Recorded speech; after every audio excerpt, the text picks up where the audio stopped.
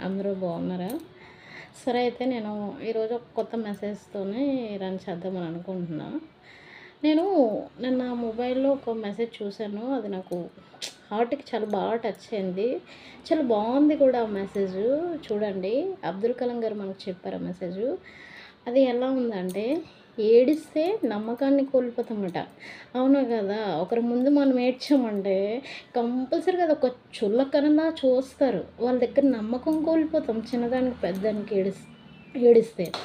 తర్వాత ఆలోచిస్తే సమయాన్ని కోల్పోతామట. అవునా కదా! తదేకంగా ఒక పనిని అలాగా ఆలోచిస్తూనే ఉంటే ఉన్న సమయాన్ని కంపల్సరీగా కోల్పోతాం. అవునా కదా! చూడండి, ఈ 2 వర్డ్స్‌కి ఎంత అర్థం ఉందో. తర్వాత భయపడితే బానిసగా మారుతావట. అవునా కాదా? ఈ రోజులలో ఒకళ్ళ కింద మనం భయపడి బతికామంటే అది నిజంగా మనల్ని ఒక బానిసగానే చూస్తున్నారు. చూడండి, మూడోది. నాలుగోది ఏం చెప్పారు అంటే, బానిసగా అంటే చూడండి, బలహీనంగా ఉంటే భారంగా తయారవుతావట. అవునా కదా!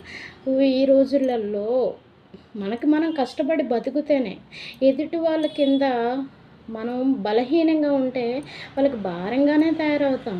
చూడండి, ఈ 4 వాక్యాలలో అసల ఎంత అర్థం ఉందో చూడండి. చదవడానికి చిన్న వాక్యాలైనా ఎంత చక్కగా చెప్పారు.